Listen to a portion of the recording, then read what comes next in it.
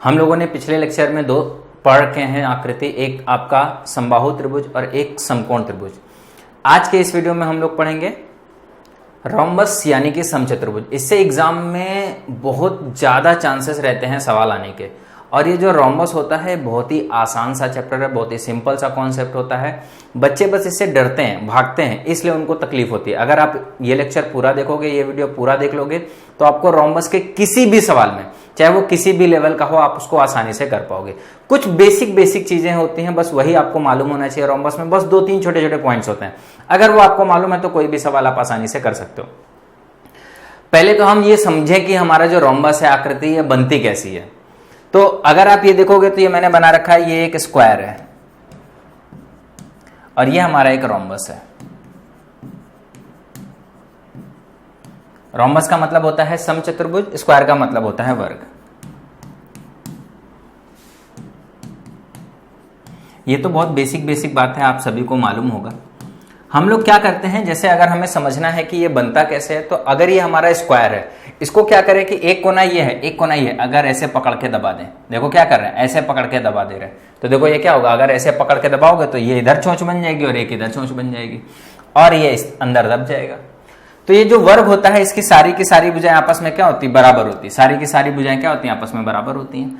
तो रोम्बस में क्या है भाई, हमने इसको दबाया है, भुजा थोड़ी ना बदली है, तो रोम्बस की भी सारी की सारी भुजाएं आपस में क्या होती हैं, बराबर होती हैं। ये सारी की सारी भुजाएं बराबर हो गई।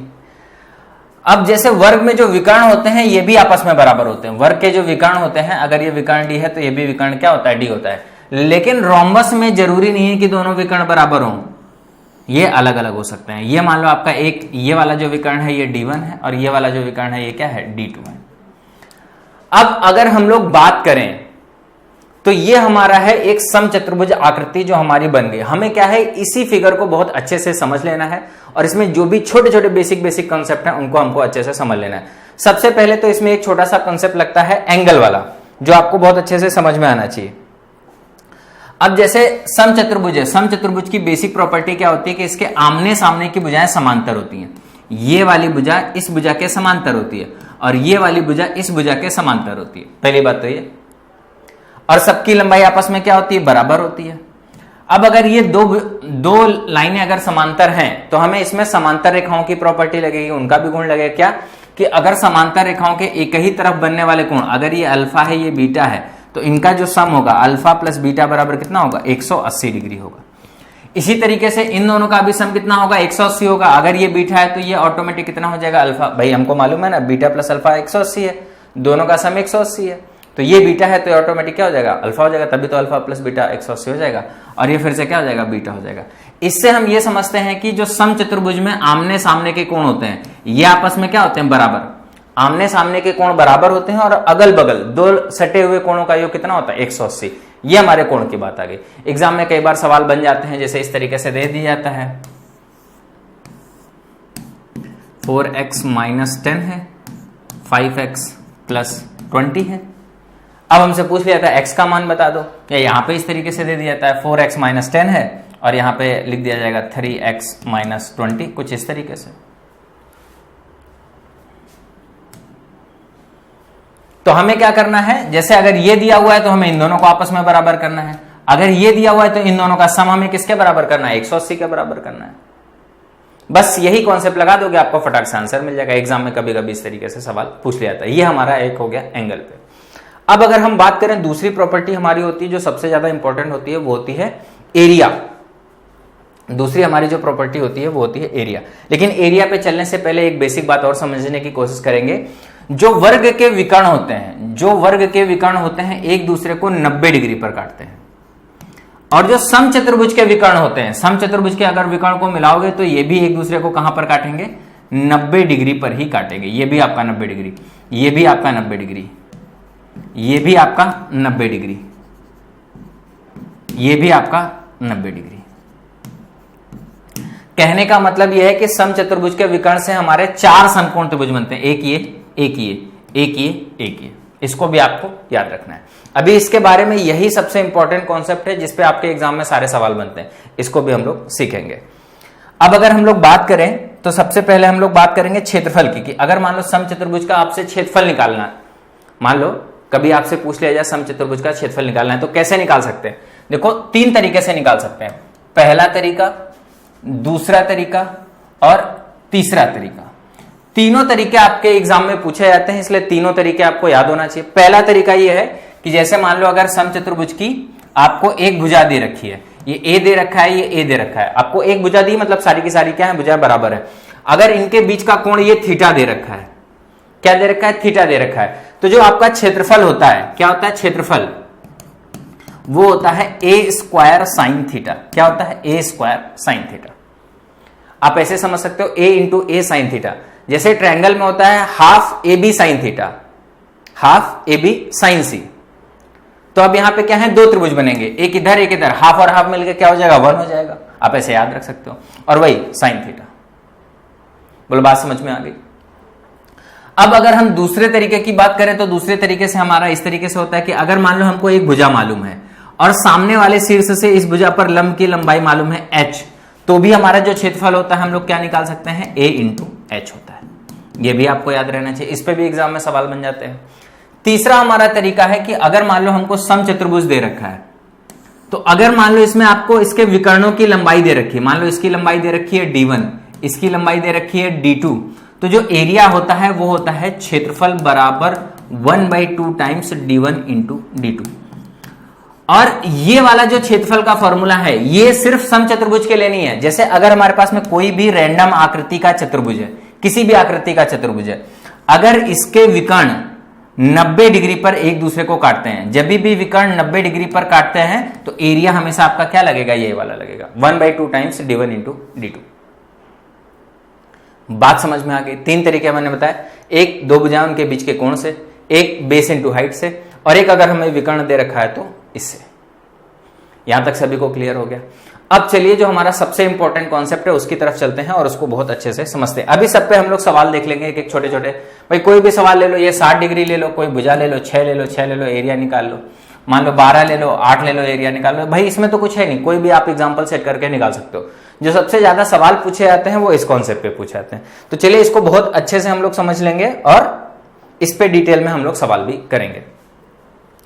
मैंने आपको क्या बोला कि समचतुर्भुज के जो विकर्ण होते हैं एक दूसरे को 90 डिग्री पर काटते हैं। पहले इस बात को समझते हैं, ये हमारा विकर्ण हो गया। सब क्या कर रहे हैं, एक दूसरे को 90 डिग्री पर काट रहे हैं। एक पहला पॉइंट तो ये हो गया। दूसरा पॉइंट ये होता है कि समचतुर्भुज के विकर्ण एक दूसरे को भी बराबर बराबर भागों में बांटते हैं। जैसे अगर हम इस विकर्ण की बात करें तो ये विकर्ण इसको 2 बराबर भागों में बांटेगा, ये और ये आपस में बराबर हो जाएंगे। इसी तरीके से ये वाला विकर्ण इसको 2 बराबर भागों में बांटेगा, ये और ये आपस में बराबर हो जाएंगे। अब ध्यान से मेरी बात को समझना, मैंने मान लिया कि ये वैल्यू हमारी कितनी है a, तो ये भी वैल्यू कितनी हो जाएगी a। ये वैल्यू अगर मैं मान लेता हूं b, तो ये भी वैल्यू हमारी कितनी हो जाएगी, b हो जाएगी। बात समझ में आ रहा है? तरीका आपको समझना है, आपको फॉर्मूला नहीं याद रखना है। तरीका अगर आपको एक बार याद हो गया तो आप फटाफट नंबर्स में कैलकुलेट कर सकते हो। और अगर समकोण त्रिभुज बनना है तो अभी मैंने लास्ट वीडियो में ही समकोण त्रिभुज की प्रॉपर्टी बताई है, तो समकोण त्रिभुज की प्रॉपर्टी लगा के हम लोग फटाफट आगे का कैलकुलेशन कर सकते हैं। अब अगर ये a है, ये b है, मान लेते हैं जो इसकी साइड c है, तो भाई पाइथागोरस प्रमेय लगेगा ही लगेगा कि a square plus b square बराबर c स्क्वायर लगेगा। और आपको हमेशा याद रखना है कि अगर समचतुर्भुज पे सवाल आएगा तो हमेशा किस पे सवाल पूछेगा, ट्रिपलेट्स पे सवाल बनेगा। किस पे सवाल बनेगा, ट्रिपलेट्स पे, क्योंकि हमेशा इसमें राइट एंगल ट्रायंगल का यूज होगा। और जब भी राइट एंगल ट्रायंगल का यूज होता है वहां पे हमेशा क्या मिलते हैं, ट्रिपलेट्स मिलते हैं। तभी आप देखोगे एग्जाम में जितने भी रोम्बस के सवाल होंगे सब में आपके ट्रिपलेट्स बन रहे होंगे। तो आपको बस ये बातें याद रखनी है। अब एग्जाम में इस पे क्या क्या किस किस तरीके से सवाल बनता है, आपको विकर्ण दे दिया जाता है, आपको विकर्ण दिया जाता है, भुजा पूछी जाती है, या एक विकर्ण, दोनों विकर्ण दिया है, भुजा पूछ ली, या एक विकर्ण और एक भुजा दे दी और दूसरा विकर्ण पूछ लिया,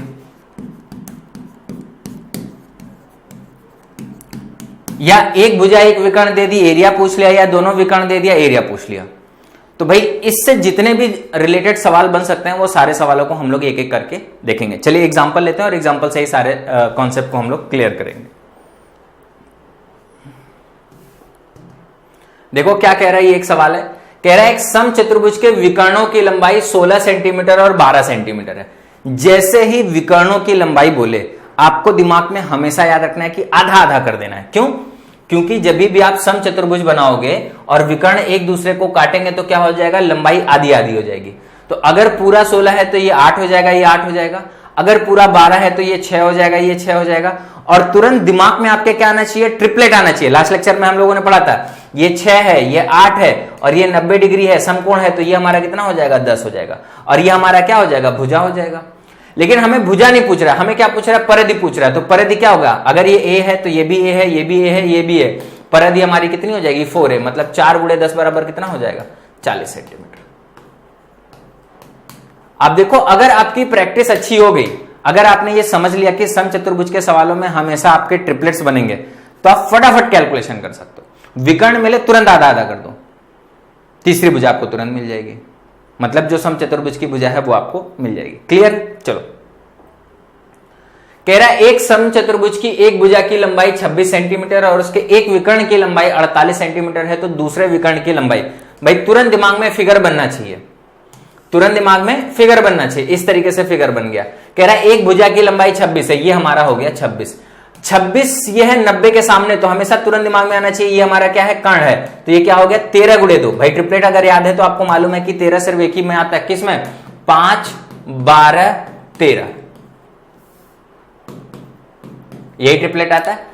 अब अगर हम बात करें तो कह रहा है एक विकर्ण की लंबाई 48 है। अगर एक विकर्ण की लंबाई 48 है तो आधा करोगे कितना हो जाएगा, ये 24 हो जाएगा और ये 24 हो जाएगा। अच्छा देखो, ये वाली लंबाई हमारी क्या है, 12 × 2 है, ये 13 × 2 है, ये 12 × 2 है, तो ये वाला जो बच जाएगा आखिरी ये क्या हो जाएगा, 5 × 2। अगर ये 5 × 2 है तो जितना ये है उतना ये हो जाएगा, ये भी कितना हो जाएगा, 5 × 2। अब ये 10 हो गया, ये 10 हो गया, तो टोटल विकर्ण की लंबाई कितनी हो जाएगी, 20 सेंटीमीटर हो जाएगी। और यही आपका क्या हो जाएगा, आंसर हो जाएगा। जैसे जैसे आप सवालों को करना स्टार्ट करो, क्या कह रहा था, दूसरे विकर्ण की लंबाई ज्ञात करो। ट्रिपलेट बनाना है, सम चतुर्भुज का कोई भी सवाल है ट्रिपलेट बनाना है। और सबसे ज्यादा इंपॉर्टेंट सवाल यही है। अगर आप पूछोगे कि सबसे ज्यादा सवाल कौन सा पूछा जाता है, यही एक भुजा दे दिया जाएगा, एक विकर्ण दे दिया जाएगा और दूसरे विकर्ण की लंबाई आपसे पूछ ली जाएगी। ये सवाल सबसे ज्यादा पूछा जाता है। ठीक है, सम चतुर्भुज की एक भुजा की लंबाई 12 सेंटीमीटर है और इसके एक विकर्ण की भी लंबाई कह रहा है 12 सेंटीमीटर है, तो कह रहा है दूसरे विकर्ण की लंबाई क्या होगी। एक विकर्ण की लंबाई दे रखी है और एक भुजा की भी लंबाई दे रखी है, तो विकर्ण की भी लंबाई 12, भुजा की भी लंबाई, ये हमारा 12 हो गया और विकर्ण का आधा कर दिया तो ये हमारा 6 हो गया, ये हमारा 6 हो गया। अगर हम इसकी बात करें तो ये कितना हो जाएगा, रेशियो निकाल लो। अगर रेशियो की बात करें तो ये 1 हो गया और ये कितना हो गया, 2, तो 2 का स्क्वायर 4, 4 में से घटा दोगे तो 3, और 3 का वर्गमूल कितना हो जाएगा, √3। इसमें किसका गुणा 6, इसमें भी किसका गुणा 6, तो यहाँ पे भी किसका गुणा हो जाएगा 6। लेकिन ये हमारा क्या है, आधा पार्ट है, जितना ये उतना ही है, तो इसका डबल कर दो, ये हमारा पूरा विकर्ण की लंबाई हो जाएगी। कितना हो जाएगा, 12√3 सेंटीमीटर। अगर पूछा जाए पूरे विकर्ण की लंबाई कितनी है तो 12√3 सेंटीमीटर। और वैसे भी अगर आपको 90 के सामने 2 और एक भुजा 1 मिले तो आपको हमेशा याद रखना चाहिए कौन सा एंगल बनेगा, 30 60 90। अगर ये 30 है, ये 60 है और ये 90 है, तो 30 के सामने 1 होता है और 90 के सामने कितना है, 2। अगर ये 1 है, ये 2 है, तो ये तुरंत दिमाग में क्या आना चाहिए, 3 होगा। बस टाइम नहीं लगना चाहिए इसके लिए। ठीक है, आगे बढ़ा जाए, अगले एग्जाम्पल की तरफ चलते। Question number next. सम चतुर्भुज की एक भुजा की लंबाई इतनी है और इसके एक विकर्ण की लंबाई इतनी है, तो कह रहा है दूसरे विकर्ण की लंबाई निकालनी है। भाई फटाक से वही काम करेंगे, पहले भुजा की लंबाई लिख लेंगे, कितना है, 17/3 है। अब आपको तुरंत याद आना चाहिए 17 है, तो ये क्या हो जाएगा, 8 15 17। अब इसमें 3 का भाग दिया गया है।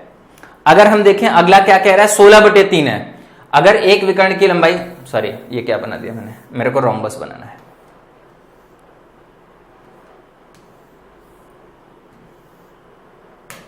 ठीक है, ये हमारा हो गया 17/3। अब जरूरी नहीं बार बार इधर ही लिखो, आप इधर भी लिख सकते हो। ये आपको कह रहा है टोटल कितना है, 16/3। विकर्ण की लंबाई पूरी 16/3 है, तो ये आधा कर दोगे कितना हो जाएगा, 8/3 हो जाएगा।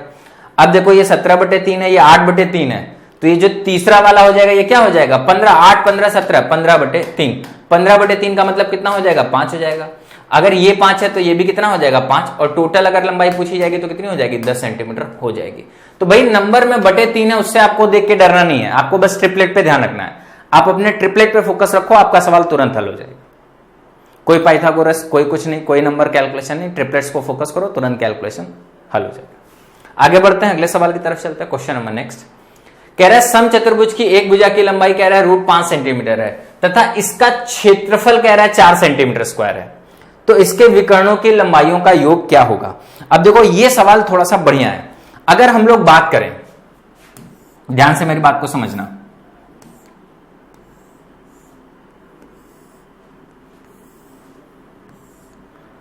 मैंने आपको क्या बताया कि जैसे अगर ये विकर्ण हमारा कितना है D1 है और ये विकर्ण हमारा कितना है D2 है, तो ये जो पार्ट हो जाएगा आधा कितना हो जाएगा D1/2 हो जाएगा, और ये जो पार्ट हो जाएगा कितना हो जाएगा D2/2 हो जाएगा।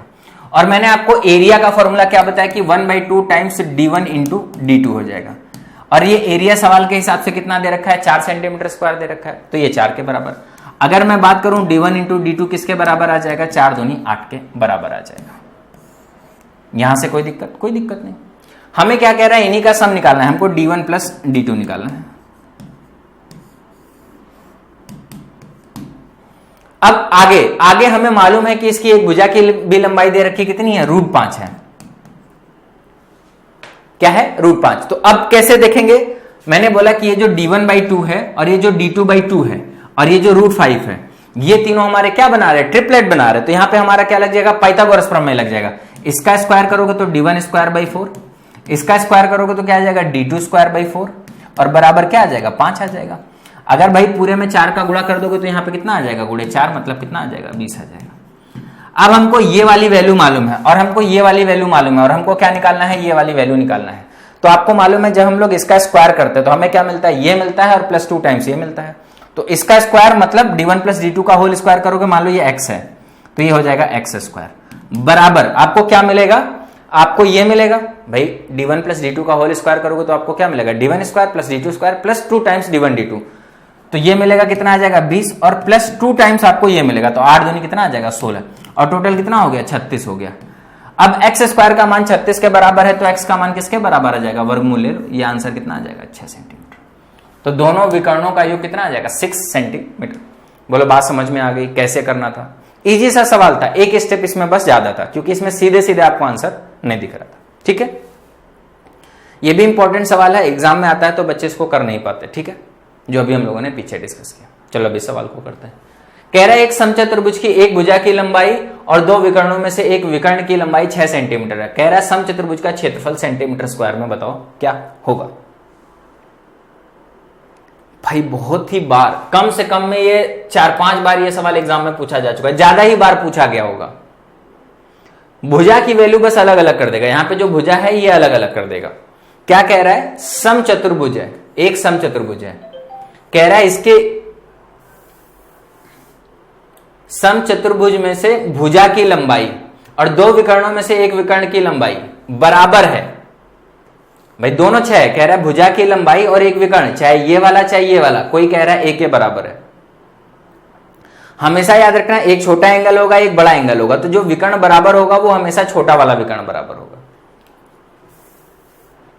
तो देखो क्या बन जाएगा हमारा, एक समचतुर्भुज है जिसकी सारी की सारी भुजाएं क्या है, ए के बराबर है। ये भी ए है, ये भी ए है, ये भी ए है, ये भी ए है। अब ये बड़ा विकर्ण है ये छोटा विकर्ण है, तो छोटे विकर्ण को आपको ए के बराबर कर देना, ये भी ए है। तो देखो क्या हो जाएगा, इससे आपका क्या बनेगा, फिगर बनेगा। देखो ए ए ए ए ए ए 2 त्रिभुज बनेंगे, ये भी समबाहु और ये भी समबाहु। तो आपको क्या करना है, समचतुर्भुज का एरिया निकालना है। समचतुर्भुज का एरिया 2 त्रिभुज के एरिया के सम के बराबर होगा, और दोनों त्रिभुज कैसे होंगे, समबाहु। और हमेशा याद रखना ये 60 हो जाएगा, ये टोटल 120 हो जाएगा, ये 60 हो जाएगा, ये टोटल 120 हो जाएगा, मतलब ये भी 60, ये भी 60, ये भी 60, ये भी 60। तो एरिया क्या हो जाएगा 2 टाइम्स √3/4 इंटू भुजा का स्क्वायर। जो सवाल में भुजा दे रखी, कितनी दे रखी, 6 का स्क्वायर, 4 नमा ये 36 हो जाएगा, 4 नमा 36, 9 दूनी 18, 18 √3। यही आपका क्या आ जाएगा, आंसर आ जाएगा।